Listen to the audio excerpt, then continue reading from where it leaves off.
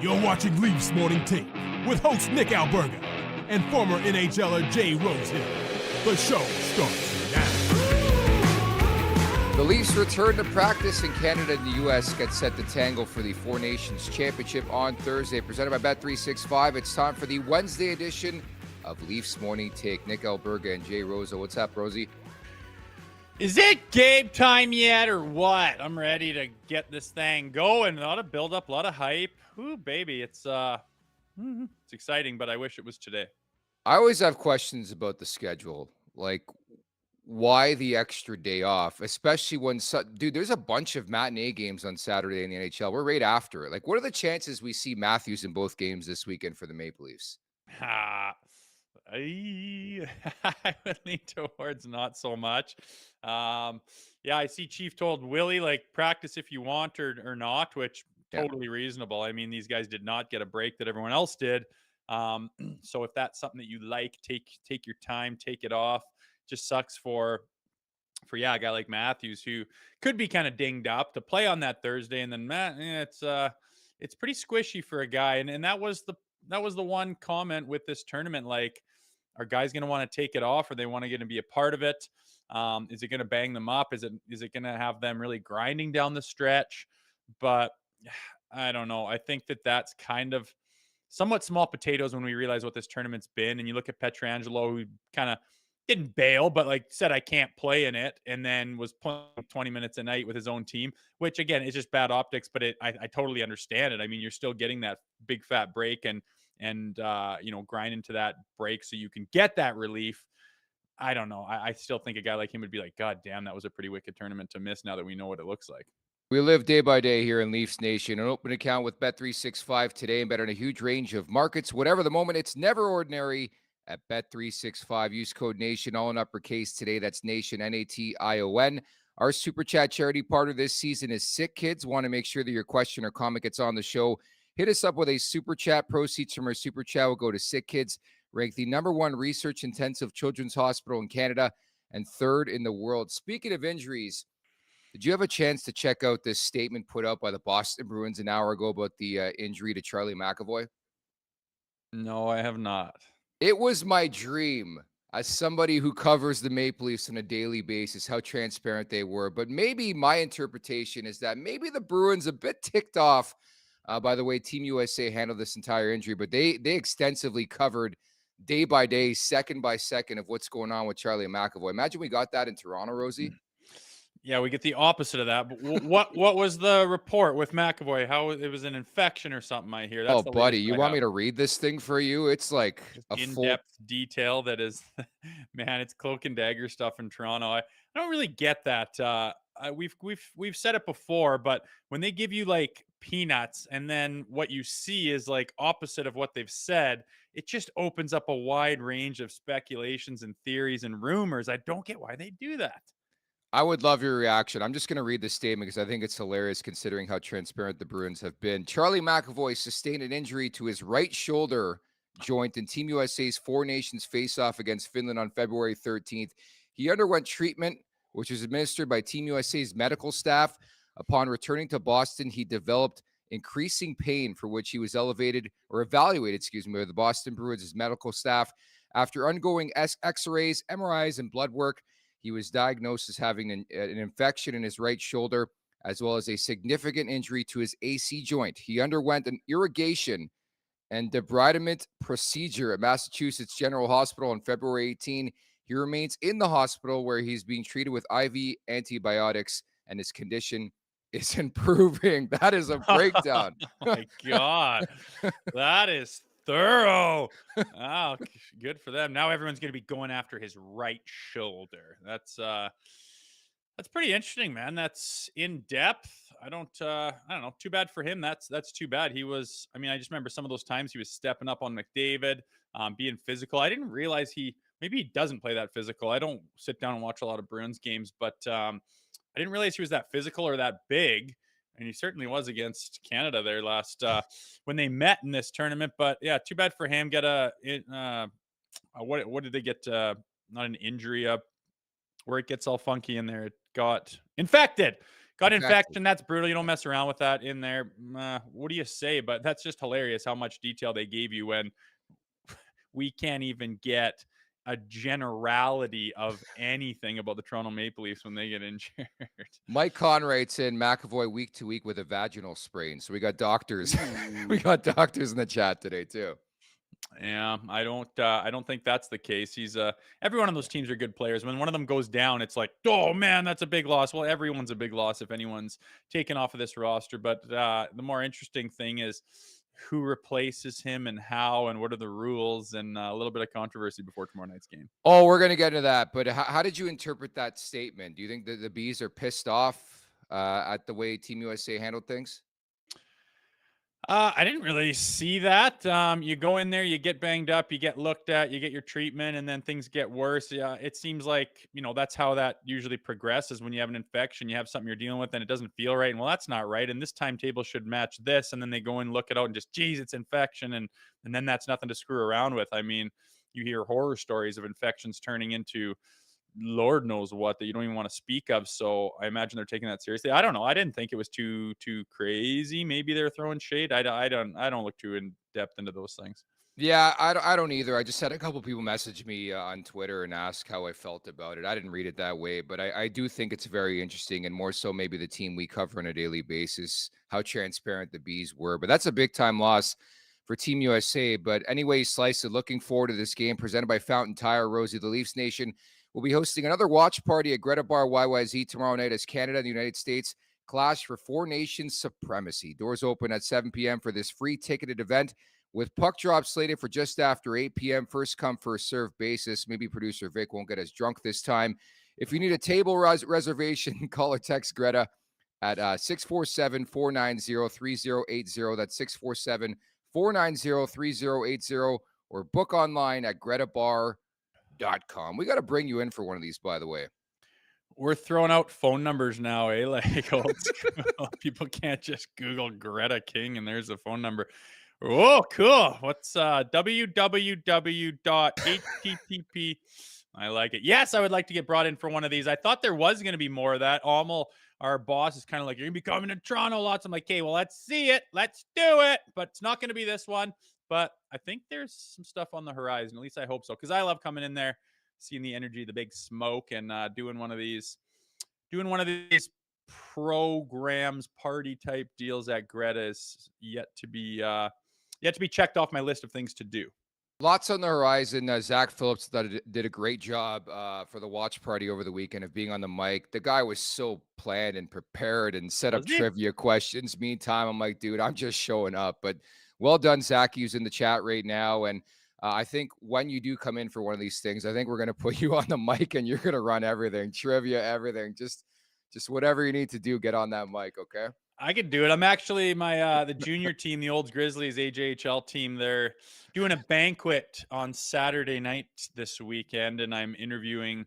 I don't know if it's like a hot stove, I guess, but with Jay Beagle and Brian Sutter. So I gotta I don't know if I gotta prep that or freewheel it or what, but gonna be on the mic, so a good precursor. Maybe I'll have some experience behind my back, and I'll be able to take you up on that. I wonder if my buddy's going to be there. So one of my buddies growing up actually works at Jay Beagle's hockey school now out in Alberta. Oh, really? Yeah. Small world. He's a good dude. I used to skate with him, and I'm sure he's got some OV stories to tell. Yeah, former Washington Capital. He won the cup with them, right? Beagle did? Yes, I believe. Was he on that team? Yeah, I think so. No, that's sweet, man. So everything you've been practicing over the last 3 years will come together over the weekend, I guess. We'll see. I'll let you know how it goes. If it's an absolute bomb and I freeze up and stutter around like I am actually a little bit this morning, I'll let you know, and then we'll cancel my my tenure on the mic at Greta.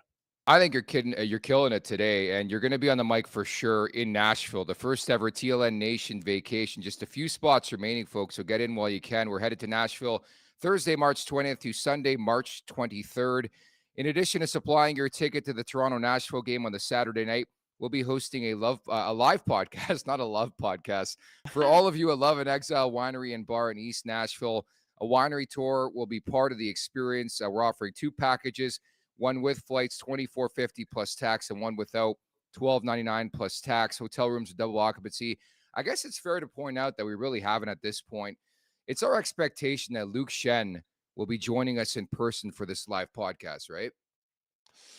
Yeah, I just kind of That's cool. I just reach out to a buddy and say this is what's happening. Hopefully he's on board with it. But busy man, I'm sure he'll take part in something. He likes the show and likes to help the boys out. Good Sasky boy, always helping his buddies out. So that is something to look forward to as well, no doubt. Shit you not, we had a really cool campaign idea, Rosie and Shenner FaceTiming, and it was put together, but unfortunately we had some audio issues, right? I know. We had a Yeah, little we had a promo for the nation vacation with us yeah. in our acting chops. And I don't know, man. It just there was no audio and no way to get audio. It was kind of frustrating. I wasn't going to bug the guy a second time, but Yeah, it that's is fair. filling up fast, as you mentioned, so it hasn't hurt the trip at all. And like you mentioned, you get flights, hotels, tour of a winery, and tickets to an NHL game for that price. You can't put that together on your own. So jump on that. It's going to be fun. I know vacations are nice, but sometimes you're like, what the hell are we supposed to do? This is kind of planned out for you, and you got a purpose. So extra bit of excitement for that one. We're looking forward to it. Hope you guys are too. You know what? I just put together the lineup, I guess, for the upcoming games for the Leafs Nation After Dark with Zach Phillips, which returns on Saturday, the game against Carolina. But I realized that when we fly to Nashville on the Thursday, the Leafs are in New York to take on the Rangers. We got to set up a watch party somewhere. Maybe it's Love and Exile Winery and Bar. We're going to talk to Huts about watching the game on Thursday on the road. Oh, I didn't even know that. We'll have Yeah. 2 watch party games. That'll be easy. Yeah, looking forward to that, man. I like going to a bar, a pub, or having a game to watch with a bunch of people around you and just ordering up pictures and whatnot. Pretty fun time. Looking forward to it. Yeah, so there's even more layers to the story. Yeah, I just wonder if we would watch find the Leafs game in Nashville. They're on Broadway to take on the New York Rangers in the back-to-back. They got Colorado on the Wednesday, by the way. I'll be going to that game. I got to see Colorado in person, but Thursday, visiting the New York Rangers. Nevertheless, for more information on how to book, here's another website for Rosie. No phone number unless you want to give yours. Nationgear.ca, where you can book right now. Check out in the link in our show bio as well, but nationgear.ca, where you can book the trip of a lifetime right now. Life's too short for ordinary vacations.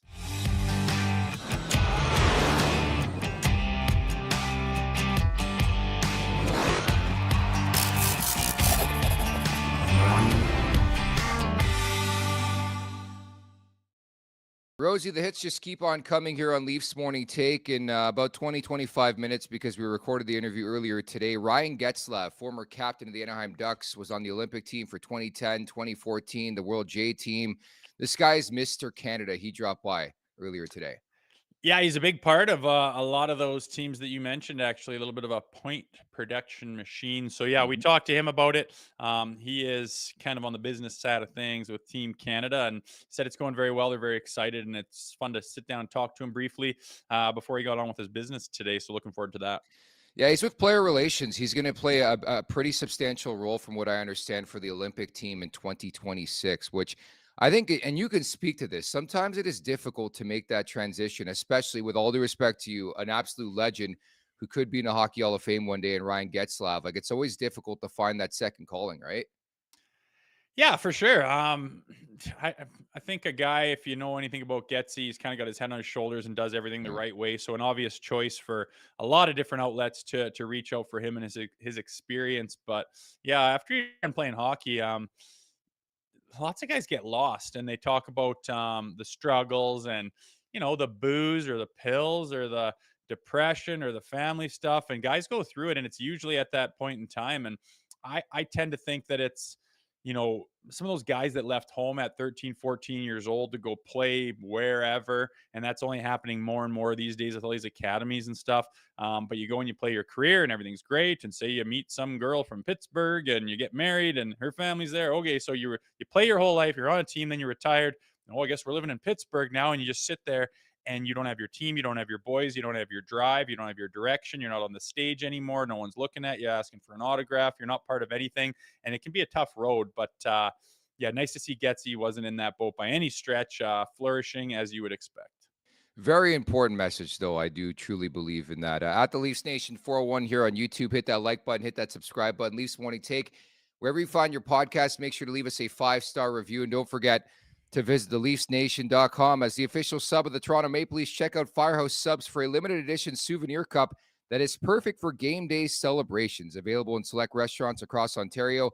Fans can collect this team-inspired souvenir cup with the purchase of any sub-combo while supplies last. Be sure to check out the brisket hat-trick sandwich, which I had back on Friday. It was tremendous. It's a Canada-exclusive menu item. This hot and hearty sub is piled high with smoked turkey breast, Virginia honey ham, and beef brisket. It is topped off with sweet and tangy slaw, barbecue sauce, and mayo, and served on a toasted sub roll. Head to your local Firehouse Subs to grab your limited edition Toronto Maple Leafs souvenir cup today. Almost forget the team we cover the last couple weeks, right, Rosie? Yeah, I wondered what this week would be like with no heavy Leafs content going on. But man, it's a good thing that this tournament has been what it is, because I've been jacked about it since game one, when they faced that overtime winning game against Sweden, and it's been fantastic ever since. And there was a huge buildup with a little bit of disappointment against USA, and now we got the finale that everyone wanted. So I think it's been a good week, although, yeah, like you say, the Leafs are kind of on the back burner this week, which will be nice to get back on track afterwards. Yeah, back on the ice, and right to it with a back-to-back this weekend, by the way. They're home to Carolina on Saturday, then visiting Chicago on Sunday. And as you mentioned a bit earlier on, Craig Berube saying Nylander is back in Toronto, but it's up to him if he wants to practice this week. It makes sense. We'll see if he hits the ice. And I was curious to hear and see Alex Steeves recalled, but you wonder if that's just a replacement for like a Matthews and a Marner who are not there, and a Nylander. But he has 14 points in his last 12 AHL games, and you've been big on maybe calling up Steeves.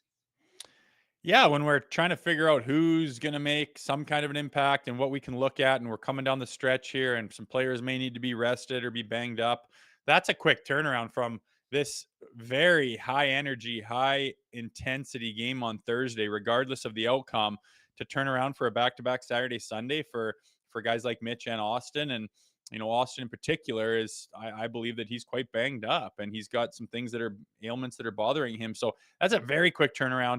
And, these guys and the points they have and where they're at in the standings and how many games are left, and you're starting to click down to it. It's like, why not give Steeves a look and see if there's anything there? If he's played like 11 games in his NHL career. People have already written him off, and he's absolutely lighting the tits off the American Hockey League. Like, why would you not give this guy a look and see if he can help facilitate some of the depth and some of the scoring that you're needing so badly in your bottom six? Like, it's a no-brainer to me.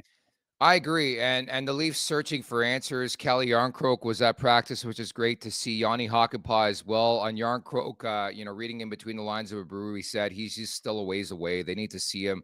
He needs to get some reps. I wonder if he factors in around trade deadline time. But I'm genuinely curious. I don't know if you are, how the three guys that played in the Four Nations look post Four Nations, in Marner, Matthews, and Nylander, considering everything you just mentioned. Do you think there'll be a hangover, or will they catch fire again?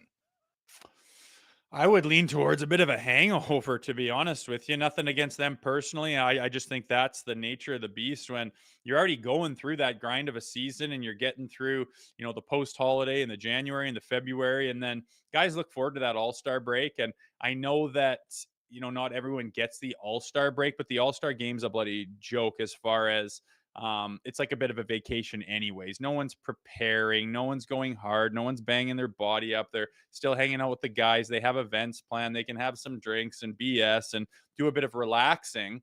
And that shows up in the All-Star game quite often, which is fine. This tournament's the polar opposite of that. These guys have to ramp it up to a playoff style mentality. Everyone's, focusing and highlighting and putting a spotlight on each player in their respective teams, and podcasts like ours is looking at Willie and Mitchie and Austin. And it's intense. And like I said, you play that insane game for those two players and the rest of those guys on those teams on Thursday night, regardless of the outcome. My God, it's going to be draining, like a massive, massive prep for a huge fireworks and a big time game. And then you go back to backs on Saturday, Sunday. It's going to be very grindy. I imagine that, the tank's going to feel empty. Those guys are going to kind of feel banged up, and they're going to be looking, and their body and their minds are going to be saying, okay, like, where's the break here? Need a little bit of a break, need to rejuvenate, need to replenish. And there's none in sight. And all you're looking at is the playoffs. So I would not be surprised if some of these guys don't quite have it, or if they take some maintenance days or a day off here or have an upper body injury or something like that. I honestly wouldn't blame them at this point, because that's pretty intense.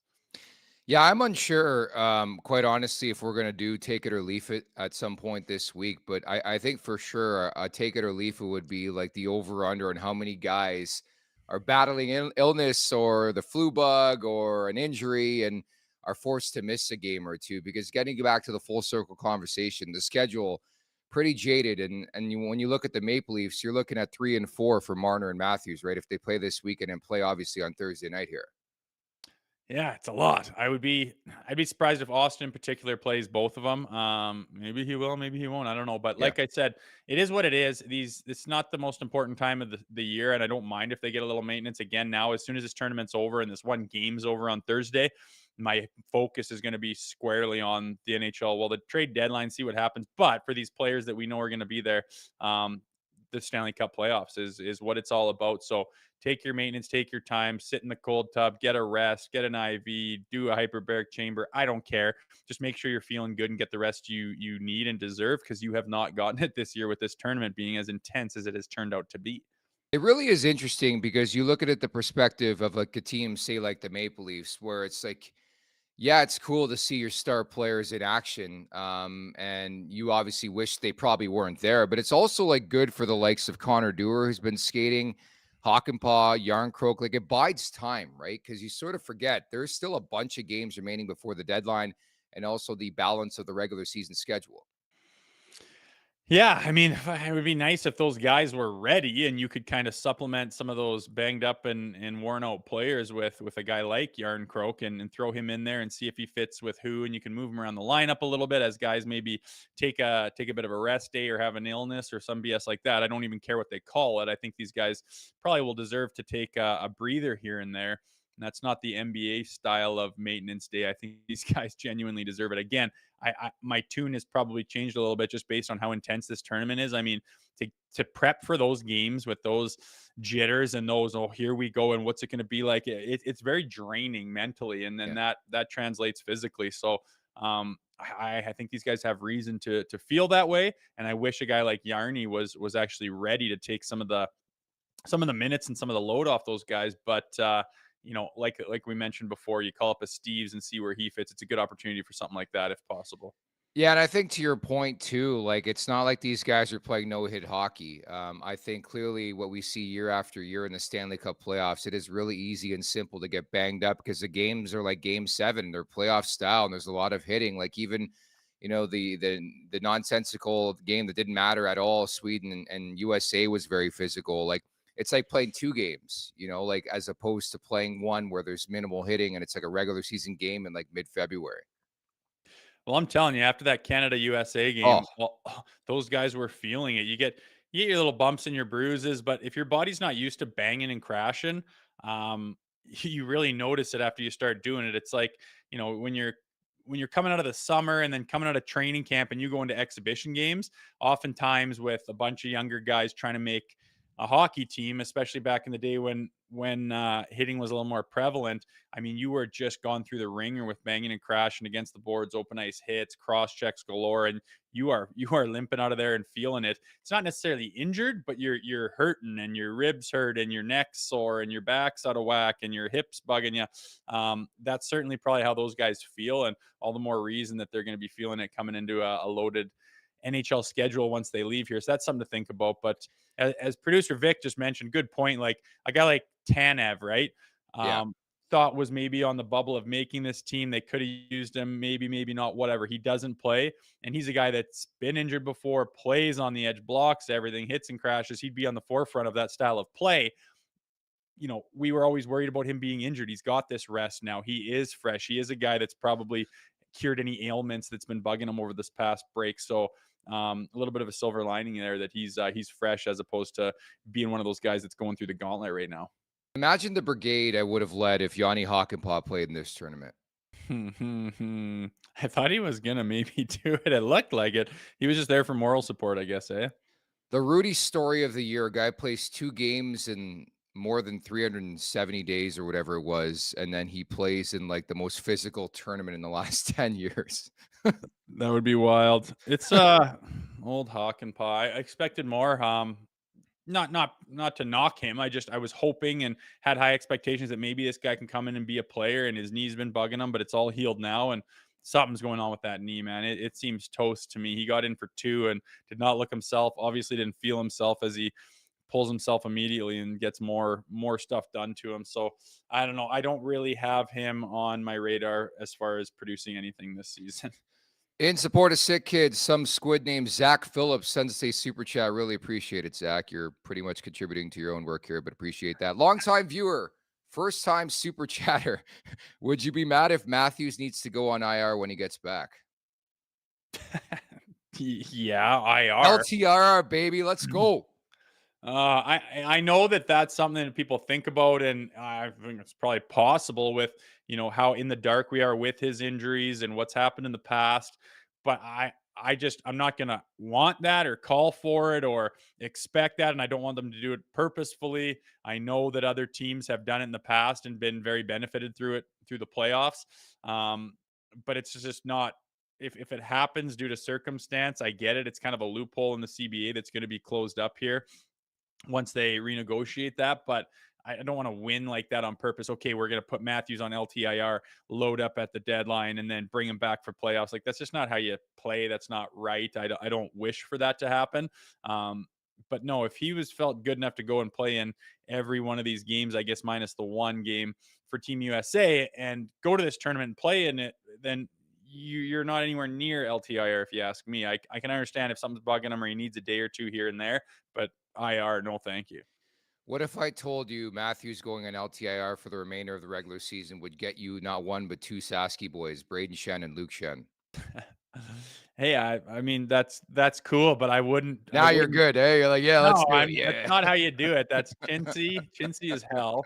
And let's say they won. What would be the caveat and the footnote and the asterisk behind that for every Leafs hater for the rest of a tournament? I don't care. They still won a cup. I don't You care. had to cheat to win. You had to cheat to win is all anyone would say. Every team cheats to win. Look at Vegas, Tampa. They all do it. So why not the Leafs? They did it 2 years ago with Riley Nash or whatever it was. So you guys want to do that? If you were in charge of the team, you'd sign up for that, eh? Fuck yeah.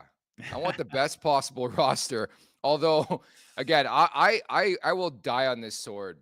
The Ryan O'Reilly team was good enough to win a cup, man. They were so good. O'Reilly got hurt the hand, came back, still produced in the playoffs. They were damn good. They didn't have a goalie. They didn't have any D. No, they weren't. You think this team's better? Yeah, basically because of the D and the goaltending situation, I do. I know they have some deficiencies with some depth, and I hope they shore that up at the deadline. I don't know how exactly they're going to, but I think what they have is more important than what they did in that year. Fair enough. It really is musical chairs. Hit that like button, hit that subscribe button at the Leafs Nation 401. The Daily Faceoff Trade Deadline Special is coming your way on Friday, March 7th, 11 a.m. to 3:30 p.m. Eastern, exclusively on the Daily Faceoff YouTube channel. Instant reaction, expert analysis, special guests. Whatever happens, the DFO crew will have you covered on deadline day, March 7th, 11 a.m. Eastern time. Daily Faceoff YouTube channel, your destination. And rest assured, anything happens in Leafs land, we'll have you covered here as well, right? Yeah, we will, just like we always have. Yeah. In support of sick kids, we got another super chat here from our guy KPG, who was at the Greta watch party. I guess he won't be there tomorrow because he's at the airport heading to Boston. Go Canada, go, says KPG. Atta boy. I like it. Keep those planes on the shiny side up, all right? Yikes. I will say KPG's an absolute beauty. He reached out to me on LinkedIn like a month ago and asked me to go to this game, and I declined. I should have. What a beauty. I What's know. it like putting names to faces and faces to names? So cool. And it's funny because like everybody's interacting with like their alias names, like Maxentius Decimus. I won't share his real name, but I'm like, oh, your name's Max. He's like, no, it's not. I was like, okay, it's derived from Gladiator, one of his favorite movies. So it's like cool to put a face to people. Yeah, down in Nashville, we'll make everyone wear name tags on their handle, like "Hi, my name is," and you got to have your handle on there so we can figure out who's who out here.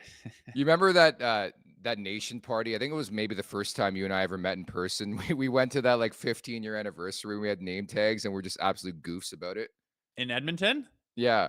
Yeah, I know, it was weird. I think we got a bit bombed and we're like, let's be funny and put a fake ass name or something. I forget what we put in our name tags. Man, that doesn't sound like me, but I do remember It sounds that. like you. For sure. Okay. Yeah. We'll see. Nonetheless, going to be some fun at this Greta party and in Nashville. It's nice to see things starting to go into the works and come to fruition.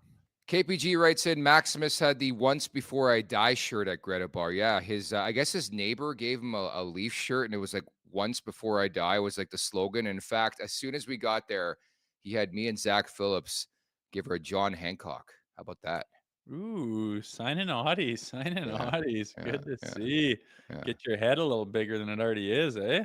It's pretty fucking big. Mhm. Anyways, let's get to the Four Nations conversation. Ryan Getzlaf's coming up as well. As mentioned, we caught up with him earlier today. So Charlie McAvoy's not going to play. We went over that, but I'm sure you've been tracking this whole Quinn Hughes thing. 24 hours ago, just as we wrapped our show for the Tuesday edition, Mike Sullivan was asked if anybody's coming, and he's like, Quinn Hughes is coming. And then I was royally confused because 6 hours later, Quinn Hughes is on the ice for Vancouver Canucks practice. So what we gathered, and things are very fluid is what reporters are saying. Apparently, Hughes can't play unless there's another illness or injury. But man, I'm Canadian. Bring on your best, dude. Yeah, I mean, I don't know. They have rules in place for this tournament. It's the first time they've done it. So those are probably subject to change and they'll learn from this experience. But I mean, we had Cale Makar go down and if we just tried to go and yank some other I don't know, like someone that was Yeah, hurt. but you don't think that was a bit shady with the whole Thomas Harley thing, and then like Makar like doesn't play? Like, I guess the Americans could pull the same shit here, no? Well, what would be I just don't know. I don't go into the rule book of this bloody tournament. Yeah. Like what is different about them bringing in Quinn Hughes than bringing in Harley? Well, I think people are pissed off because Quinn Hughes is the one that said he couldn't play and not the Americans, like not the other way around. And he was initially picked to the roster. But like Quinn Hughes is not Thomas Hurley. Like I think you're so right. Like, and maybe people didn't read the fine print or people didn't think about this type of scenario. But I think if you're Canadian, it's like, okay, you're about to enter potentially the one of the top players in the world, period. That's a big time ad right there. Yeah, it is. I mean, selfishly, I don't like the idea of it because he's Quinn Hughes to come in. But I mean, I'm not against like if he's ready to play. Yeah, I wasn't healthy at the beginning, but now I am. I don't know. That's odd. And there's all I know is there's rules against it in this tournament. So like you have to follow those rules. And it would be I would say the same for Toronto. Well, you can't just not follow the rules. But why is that rule in place? Maybe next time it won't be because if a guy's not ready to play on the first day of the tournament, but is on the last day, you can bring him in. I don't see why that's wrong. So I don't really care, man. You got to beat their best and no asterisks, no caveats. Bring him in if you want to bring him in. I don't get into the nitty gritty of the details. I don't get what the difference is between bringing Harley in and bringing Quinn in. David Ash writes in, Canadians scared of having to actually play best on best. That is not true. And to that point, I was sort of laughing. I asked Ryan Getzlaf, you guys are going to see the interview in a couple minutes about Quinn Hughes. The most bullshit answer, man. He's like, we haven't even thought about it. Yeah, right. It's Quinn Hughes, man. Now, that was a good response and his good PC answer from Ryan Getzlaf. Yeah, and I guess that makes sense because we had two defensemen go down, so we only have Yes. five. You got to bring in a guy. They don't. They have a healthy defenseman who's on that team. But I mean, I understand that's not really in the spirit of the tournament to say, oh, he could play, but not because of some red tape. But why the hell did they put that rule in? Is my question. Like, I think you'll hear Getzey say, like, we know what the rules were. And that's the rule. You're not supposed to. So I don't know. Is he going to be there? Is he not? If he is, it's a good boost for Team USA and a tougher task for Canada. But he is American and he is eligible or was eligible to play in this tournament. I just don't know why they put a rule in like that for this exact reason. What if a guy comes in late in the gold medal game and says, "No, I'm good. I can play this one game." I'm surprised they didn't think of that. Yeah, talk about a ringer. What if Alex Pietrangelo like, you know what? I want to play. Yeah. I What want to if? play. Thomas Harley, go home. Pietrangelo's in. Well, that's Yeah, exactly it. If that happened, everyone would be like, "Bullshit! I know. You already said you can't play." That would piss off a lot of Americans, no question. Yeah. Um, I just don't think there's anything nefarious about Quinn. I think he's like, I can play. I've had my time and my time off, and I can play this one game. I think that's reasonable. I think in the future they'll probably just allow that to maybe happen. I don't know, but it's just weird. It's a weird one. It's too bad that it is Quinn Hughes and it is this exact situation where he's not able to play, but then he could play the one game and he's that good and a difference maker. I don't know, man. I honestly, if they wrote the rules that way, then I kind of think, well, why do you write rules if you're just not going to follow him? You kind of, I don't know if he's allowed. Interesting one. Can we call Logan Thompson? Exactly. How about that? I Like, would talk love to about a put beer Thompson league in. ringer, though. Like, that is a beer league ringer right there. Where Quinn Hughes says he's ready, man. Like, the confusing part for me, shows up to Canucks practice, but he's wearing a non-contact jersey. So, like, which is it? You ready to go? You're not? Like, what are we doing here? I know, so weird. This day and age, it's more of a blurred line on what's able to play through. Back in the day, it was cut and dry. Are you hurt or are you injured? I'm injured. I just can't play. No, I can play. I'm only hurt. I can go. And it's go time or not. But these guys tiptoe and tap dance around the red jerseys and this and that. And I don't know. It's going to be an intense game, man. And for I don't know, the Vancouver Canucks, if they're putting him in a red jersey in practice right before this weekend, yet he's going to go play in probably the most intense game of the year. It's just a weird one. I don't know why they'd risk that. An odd one, man. It's pretty unique to have this timeline, this perfect for him to be that on the edge of playing or not, and he's that quality of a player. It's kind of rare, and maybe that's why they had some oversight with these rules. But again, the rules are in there to say no. I do not think the Americans would like it if we brought in Petrolangelo. They would not like it if we brought in Logan Thompson. And the rules state that you can't. So I think that's kind of the end of the conversation right there. Yeah, the Canucks can't escape the heat, though, man. It's just always something new every day. Like, Elias Pettersson just shows up and just diarrhea farts all over this tourney, man. Like, he played under 10 minutes, 11.6 sheets a year. Like, imagine Nylander was doing nothing for the Leafs. He's been awesome since signing the contract. It's been the exact opposite for Pettersson, who you think would get a boost from like his enemy on the team leaving, but he's been actually worse, I think.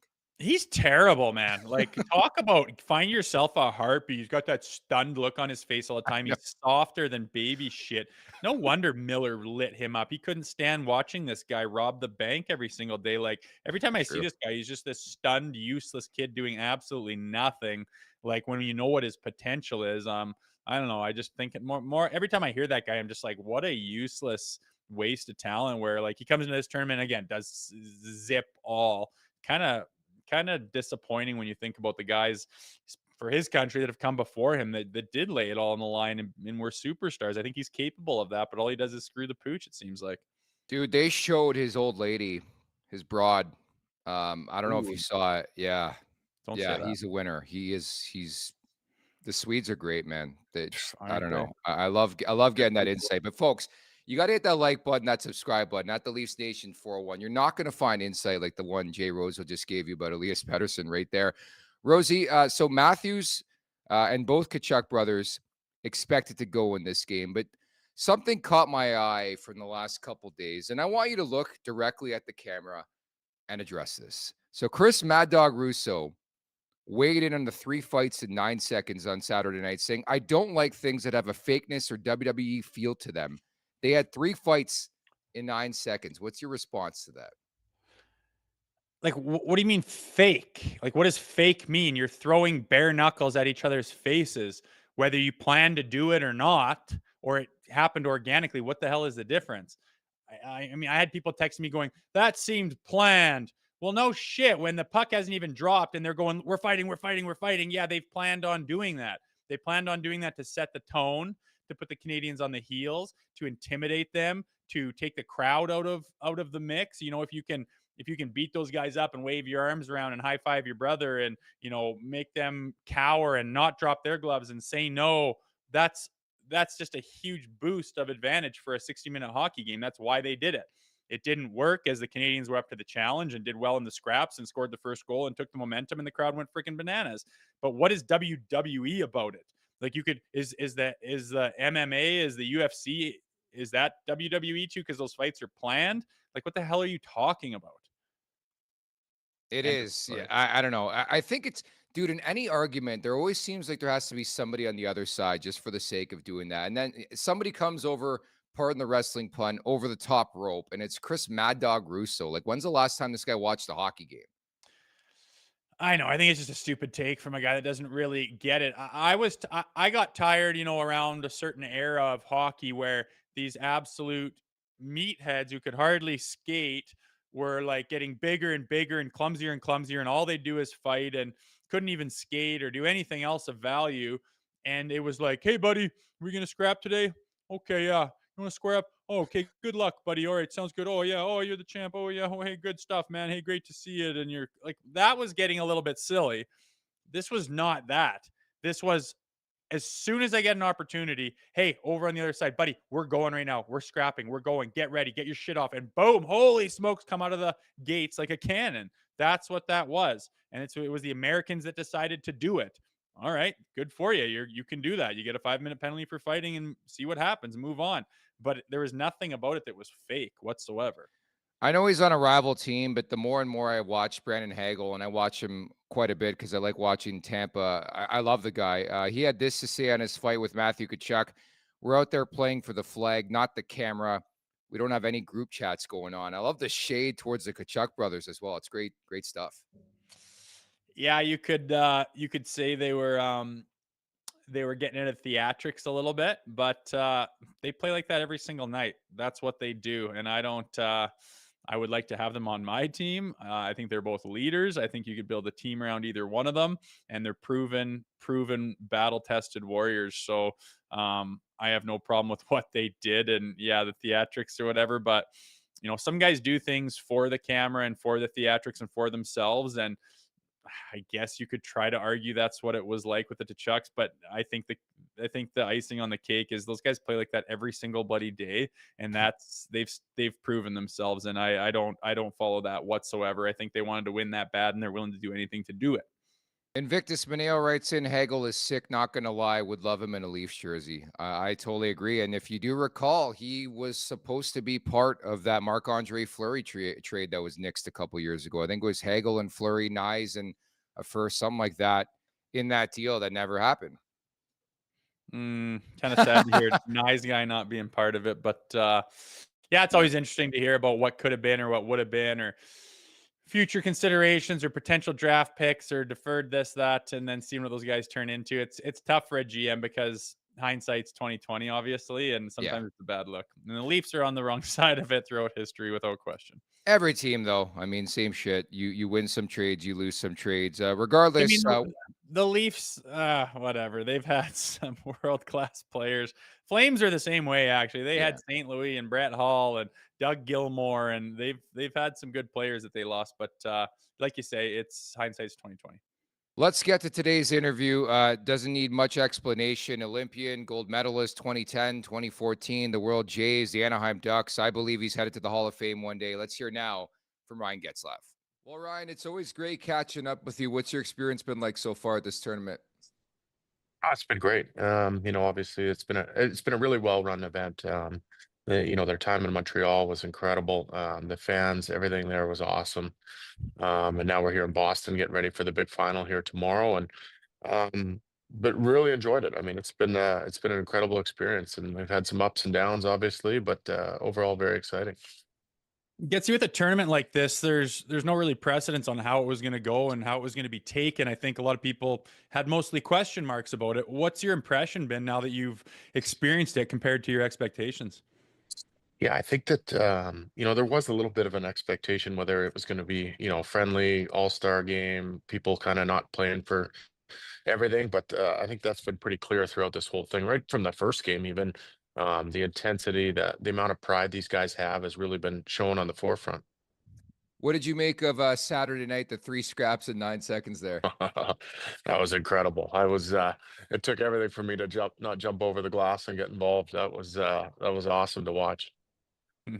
It's kind of a big game, for Canada. I don't think they're used to having, the States quite at this level, and with some of the missteps with the World Juniors recently. What's going on behind the scenes with Hockey Canada and this big game coming up?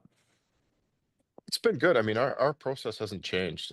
We're well aware of where the Americans are in their program right now, and they've been building. I mean, they got access to everything that we do, and they've been building that program for a long time. So our guys took a little bit here to come together. It's only it's only their 10th day together, I think. So I think that we expected the Americans to be a good, strong team, and we're looking forward to tomorrow night.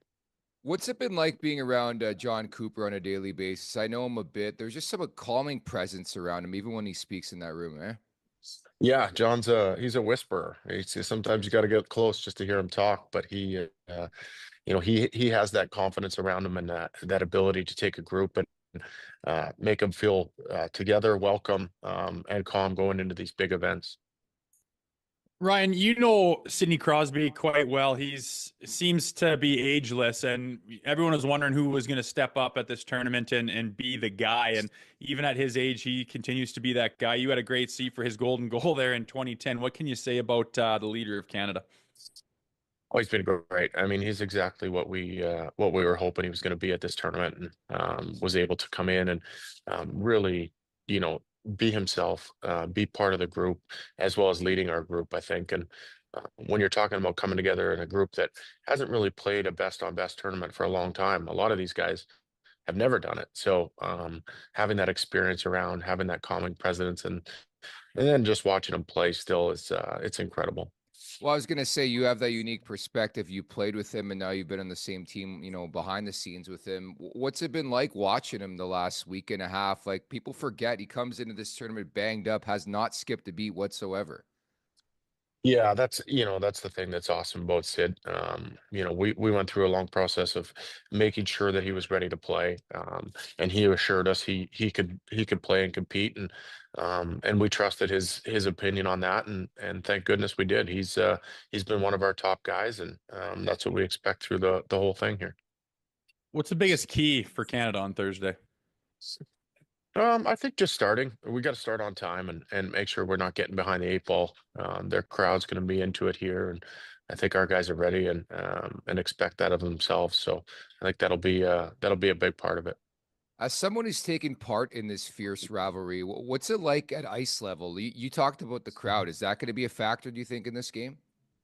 Well, I think the crowd's always a little bit of a factor. You have to control your emotions and feed off the crowd. I think whether they're booing you or they're cheering for you, you could feed off that. And I think these guys have all done it at different levels. And when you come here, you got that pride on your chest, and really looking forward to the response on Thursday. Being a Leafs podcast, obviously we're looking a lot at Nylander, Matthews, and Marner, and sometimes they take a little bit of heat for sure for not standing out as much as expectations. But how hard is it to stand out amongst all these great players when you play a tournament like this? Well, that is, I mean, everything they hear when they get here is that we need a buy-in. We need them to fit into our group, do what's asked of them. They're not here to try and be a superstar and try and change an organization. Their job is to come here and do what's expected of them, and I think that gets lost sometimes. Whether it's blocking a shot or doing things defensively, that's what's asked of them, and as long as they're doing that, we're happy with them here. Ryan, the interesting thing about this tournament, us, the media at least, and Rosie being the former player as well, like we weren't sure what we were going to get in this tournament. Of course, that changed, and I mentioned, and Nathan McKinnon, like 2 shifts in, finishes a check on Jonas Brodin. The rest is history.